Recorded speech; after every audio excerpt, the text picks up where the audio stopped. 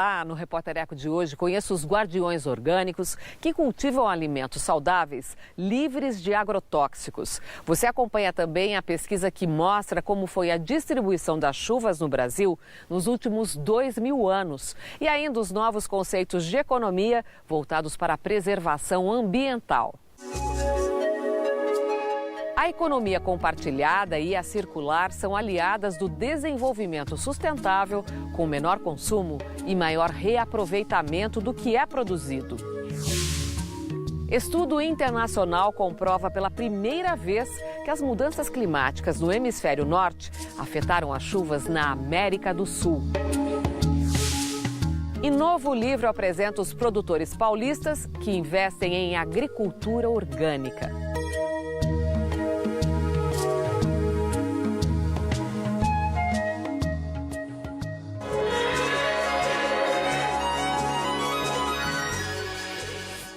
A economia compartilhada e a circular são duas novas formas de produção que seguem as lições da natureza. Elas são baseadas em uma visão sustentável do mundo.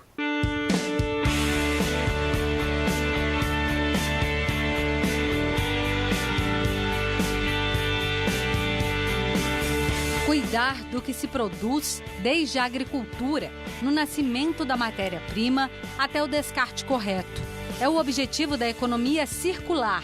Faz parte do desenvolvimento sustentável que planta as sementes dos 4 R's: reduzir, reutilizar, recuperar e reciclar matérias e energia. A gente consegue mensurar o crescimento da população, o crescimento da produção em função do crescimento da população, mas a gente não capturava os impactos negativos dessa produção. Então, poluição, falta de qualidade de vida nas cidades, coisas do tipo. Então, a economia circular vem para tentar organizar não só a produção industrial sob a ótica de impacto ambiental, mas todos esses estágios dessa cadeia, para que de uma perspectiva linear ela se transforme numa perspectiva cíclica, né, para fechar o ciclo.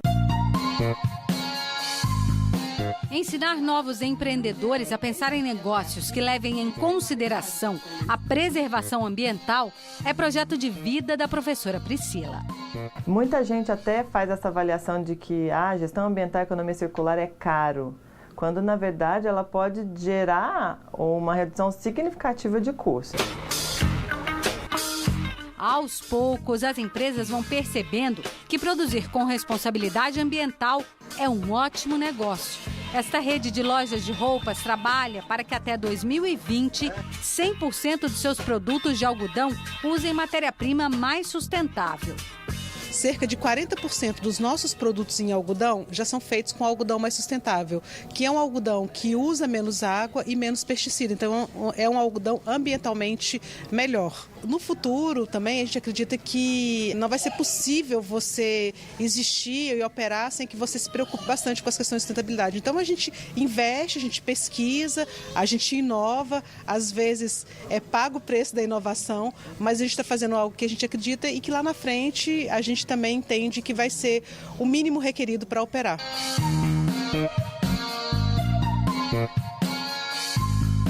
A roupa assim bonita, novinha, tem destino certo, o guarda-roupa do consumidor.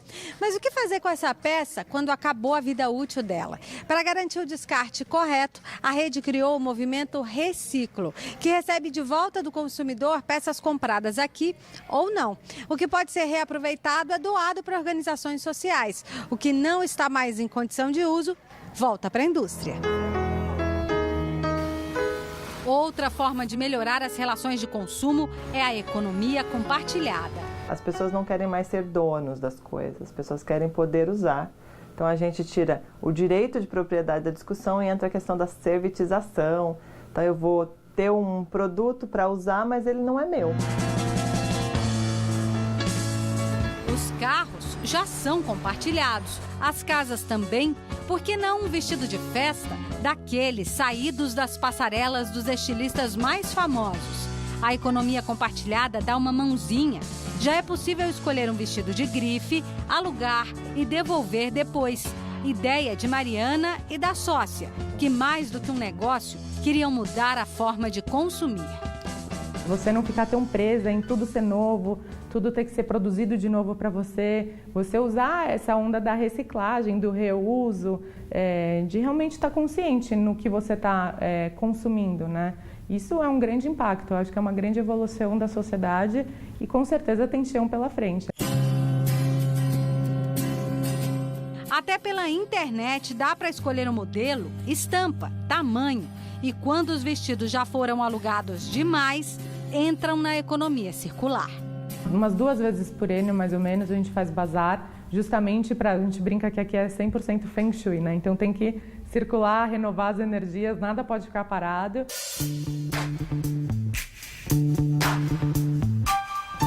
Elegante mesmo é preservar o planeta.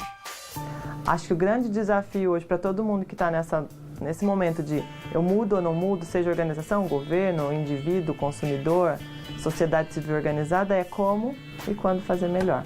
A minha avó, por exemplo, acho que não conseguia enxergar o que ia estar acontecendo agora. E provavelmente a gente não está enxergando o que os nossos netos vão ver, vão fazer e vão empreender daqui a 50, 60 anos ou menos até, né? Eu acho que tem muito chão pela frente, mas com certeza a gente está colaborando de certa forma para o mundo ser mais consciente, né?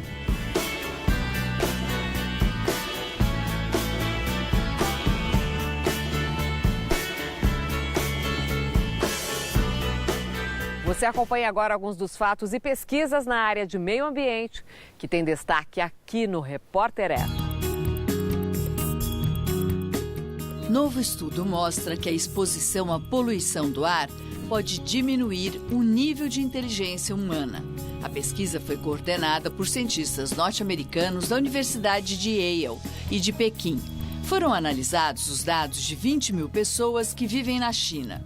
Os resultados indicam que os efeitos nocivos da poluição aumentam com a idade e afetam principalmente homens com baixa escolaridade que exercem trabalhos braçais ao ar livre. A exposição crônica à poluição pode provocar alterações químicas no cérebro.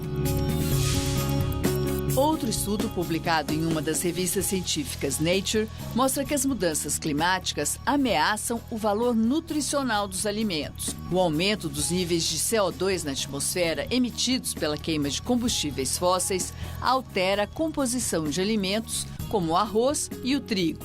Com isso, milhões de pessoas ficam vulneráveis à desnutrição. Os mais pobres devem ser os mais afetados. A população do Brasil é de 280 milhões e 500 mil habitantes. A estimativa é do IBGE, Instituto Brasileiro de Geografia e Estatística. 24% dos brasileiros vivem nas 27 capitais. São Paulo, município mais populoso, tem 12 milhões e 200 mil habitantes. O menos populoso é Serra da Saudade, em Minas Gerais, com apenas 786 habitantes. E aguarde, porque tem mais. O estudo traça os 2000 anos da história das chuvas no Brasil. O Repórter Eco volta daqui a pouco.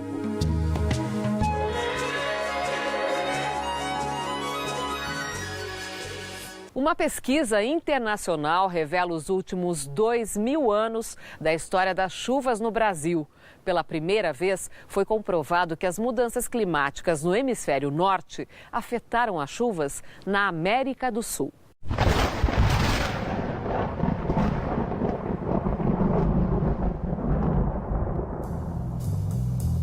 Estas formações minerais que crescem milímetro a milímetro ao longo de milhares de anos, a partir do chão das cavernas em direção ao teto, são as estalagmites. Elas guardam a história do clima, revelam informações sobre quantidade e distribuição das chuvas que caíram no planeta em épocas remotas. A equipe do Instituto de Geociências da USP coleta exemplares delas em cavernas brasileiras desde 2005, com autorização do Instituto Chico Mendes de Conservação da Biodiversidade. Em laboratório, são retiradas para análise pequenas amostras de carbonato de cálcio, o material que se deposita camada a camada para formar a rocha. A gente extraiu um pouquinho desse carbonato de cálcio dela, cuja composição desse carbonato de cálcio tem um oxigênio, E esse oxigênio ele pode ser mais ou menos pesado. Tem um oxigênio de massa 16 e um oxigênio de massa 18. Esse oxigênio que está preservado na estalagmite, ele tem uma composição muito próxima à composição da água da chuva. Quando chove mais ou chove menos, há uma mudança na composição dessa água da chuva. Então, a água da chuva que choveu há 1000 anos atrás é preservada numa estalagmite, por exemplo, que cresceu há 1000 anos atrás. Com base em diversas amostras de estalagmites coletadas ao longo de toda a América do Sul, a gente consegue montar um mapa paleoclimático, um mapa do clima do passado em diversas regiões, onde hoje é o Brasil. As últimas coletas de estalagmites foram feitas em cavernas do Mato Grosso do Sul e Goiás. Os resultados das análises revelaram as primeiras evidências de relações entre mudanças climáticas no hemisfério norte e alterações nos padrões de chuvas na América do Sul nos últimos 2000 anos. Cientistas do mundo todo, especialmente dos Estados Unidos e Chile, colaboraram com os pesquisadores brasileiros. Entre os anos de 1500 e 1800, a Europa viveu a pequena era do gelo. Em relação às temperaturas atuais, as médias naquela época eram bem mais baixas. Os estudos dos pesquisadores aqui do Instituto de Geociências da USP indicam que naquele período, se a gente for pegar um mapa do Brasil e pensar assim, numa faixa inclinada vindo da Amazônia até o Sudeste, toda essa faixa era mais úmida e o Nordeste acima mais seco.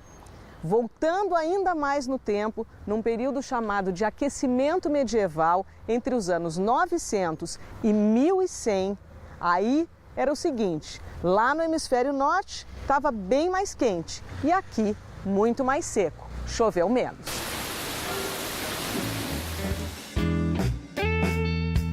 O clima ele tem constante mudança. Ele muda hoje, ele mudou no passado e vai mudar no futuro. Bem, e hoje, com o fator homem, o clima está mudando mais rápido, por causa dos efeitos estufa, dos gases que estão sendo emitidos. Então, é importante saber qual das variações climáticas são naturais, que existem independentes do homem, e quais estão sendo causadas hoje pelo homem. Para a gente compreender esse panorama, é bom olhar para o passado e olhar todas as mudanças climáticas que ocorreram independente da influência do homem, para que com isso a gente consiga compreender o clima atual e, a partir de então, fazer previsões para o futuro. A maior ou menor quantidade de chuva afeta a formação da paisagem e as relações do homem com o meio ambiente. Então, se for pensar em 1000 anos atrás, onde tinha os nativos aqui no Brasil vivendo aqui, uma seca prolongada podia afetar o deslocamento dessas populações ao redor do território, né? Também, o tipo de vegetação é relacionado diretamente com a quantidade de chuva. Então, se muda os padrões de chuva no passado, muda o tipo de vegetação. Como na América do Sul quase não temos geleiras para estudar o clima do passado, com exceção do alto da Cordilheira dos Andes, a análise das rochas é fundamental. Existem ciclos no clima que duram 100 anos, outros que duram 1000 anos. Como a gente só tem estações meteorológicas que cobrem no máximo 50 anos no Brasil, a gente precisa de estações meteorológicas naturais, que são os estalagmites, para ver como é que o clima se comportou ao longo de 1000 anos. Então, daí a gente olha o clima atual e vê como esse clima atual está sendo encaixado nessa mudança mais geral, que toma uma escala de tempo mais longa, né? Entendendo isso, a gente consegue compreender melhor e fazer previsões melhores para o futuro. Hoje, por exemplo, devido ao aquecimento global, como está esquentando mais, a gente vai ter uma outra configuração de chuvas no Brasil. Então é de se esperar que essas chuvas mudem também. Mas para a gente entender isso, a gente precisa olhar para o passado e ver como as mudanças de temperatura do passado afetaram a dinâmica de chuva do planeta, principalmente aqui no Brasil.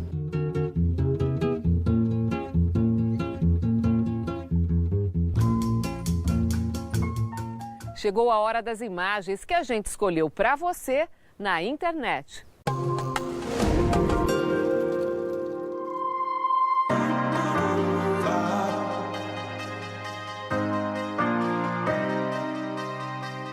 Uma paisagem curiosa. Estas são as Colinas de Chocolate. Elas ficam em Bohol, uma das 7.000 ilhas do arquipélago das Filipinas, país do Sudeste Asiático localizado entre a Malásia, Indonésia e China.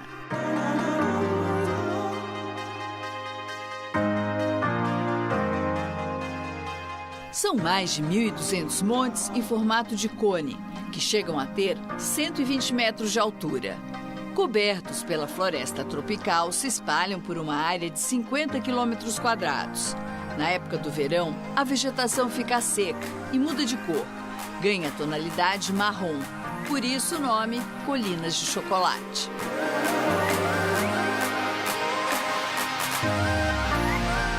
Essas formações geológicas, que lembram grandes formigueiros, parecem feitas pelos humanos, mas na verdade são naturais. A origem delas divide opiniões. Alguns estudiosos acreditam que se trata de grandes depósitos de corais, que foram moldados pela ação do vento e da chuva ao longo de milhares de anos. Outros dizem que são resultado de erupções vulcânicas que esculpiram os cones.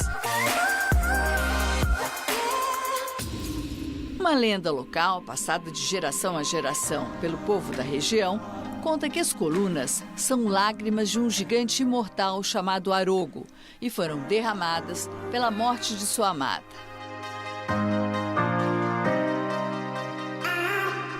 Para turistas, as colunas de chocolate são um dos mais belos cartões postais das Filipinas.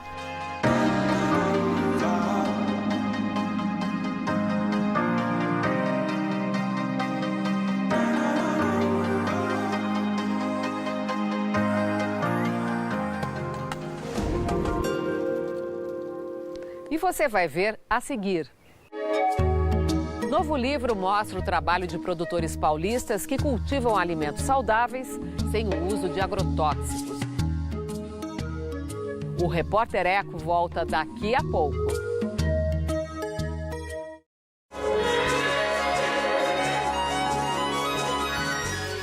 Histórias e vivências de agricultores de São Paulo que cultivam alimentos livres de agrotóxicos foram reunidas em um livro. A publicação Guardiões Orgânicos traz os depoimentos de produtores que participam da feira do Parque da Água Branca, na capital paulista.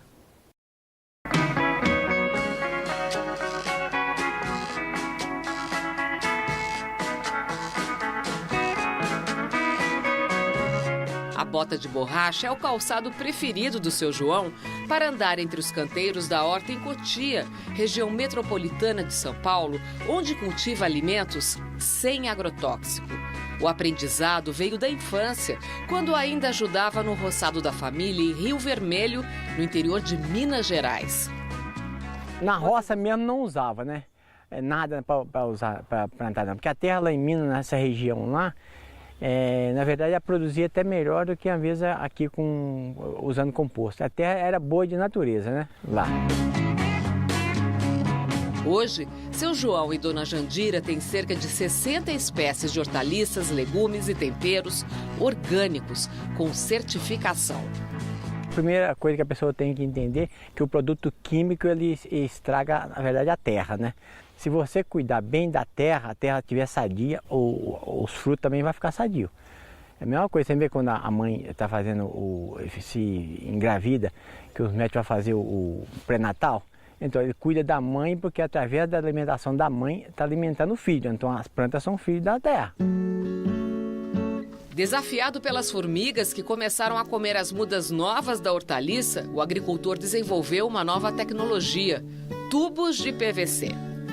Planta e coloca os copinhos de PVC. Para proteger o que? A raiz, a planta? Não, para proteger para a formiga não subir, que ela não sobe no PVC. Ela não consegue subir? Ela não consegue subir. Aí a planta vai crescendo, depois você pode tirar.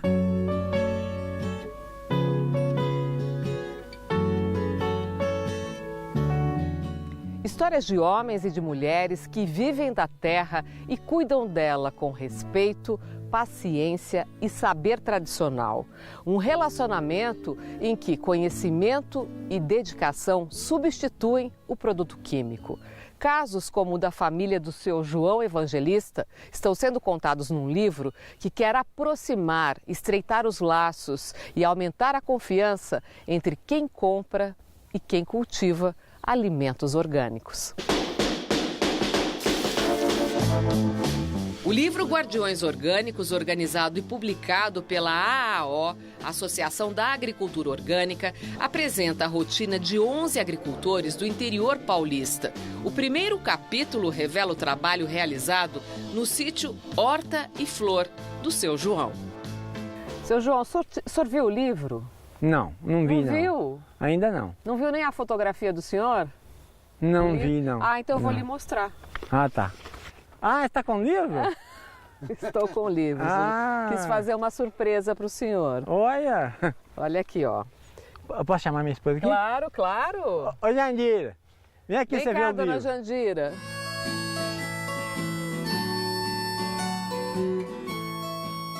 Parabéns, seu João. Ah, obrigado. Vou mostrar essa aqui também, que essa aqui também merece. A dona Júlia? Dona Júlia merece. Ela e o Cazu. Pessoal que pode confiar.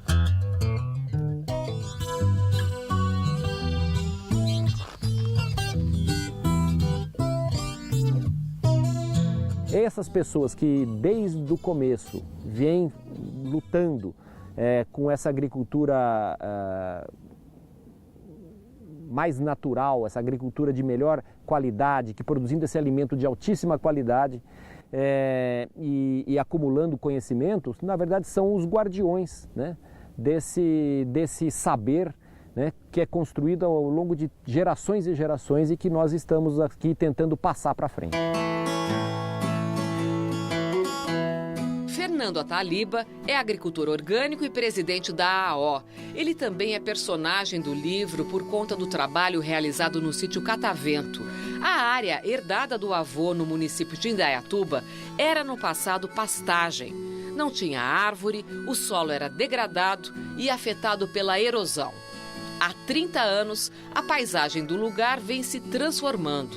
O agricultor plantou espécies arbóreas nativas, frutíferas, adotou o sistema de agrofloresta. Hoje, o sítio oferece mais de 100 itens certificados. A agricultura orgânica requer um conhecimento muito grande a respeito do funcionamento da natureza e da natureza de cada cultura, de cada planta. Aos 82 anos de idade, o seu Miguel trabalhou muito tempo na plantação de tomate, um dos produtos com maior quantidade de agrotóxico. Ele conta que sofreu um AVC e usa marca-passo. Está proibido de trabalhar com produtos químicos. O senhor disse que apareciam passarinhos mortos. Como é que era isso, senhor? Conta essa história pra gente. Eu acho que o passarinho ia beber água, sei lá, né? E morriam muitos passarinhos, é isso? Ah, não, alguns, de vez em quando. Por causa do veneno do tomate? Eu penso que sim. Os alimentos cultivados sem agrotóxico são vendidos diretamente pelos produtores na feira de orgânicos realizada no Parque da Água Branca, em São Paulo. Aqui, seu João Evangelista e a dona Jandira têm muitos clientes. Eu compro aqui desde 96. E do seu João Evangelista, a senhora conhece ele? Desde essa época. O que a senhora acha dos produtos dele? Maravilhosos. É importante, né, a gente fazer esse vínculo da terra com o consumidor, não o consumidor, né, com a pessoa que come, né, a gente valorizar isso.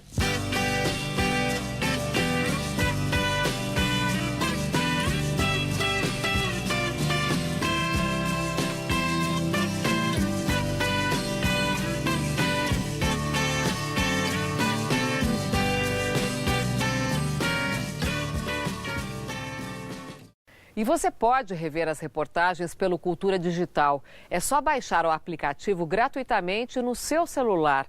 Acompanhe o programa também pelo youtube.com/repórtereco TV Cultura. E não esqueça de curtir a nossa página no Facebook. E a gente encerra hoje com mais uma frase da engenheira agrônoma Ana Maria Primavesi, referência mundial em agroecologia. O futuro do Brasil está ligado à sua terra. O manejo adequado de seus solos é a chave mágica para a prosperidade e bem-estar geral. Repórter Eco, até o próximo programa.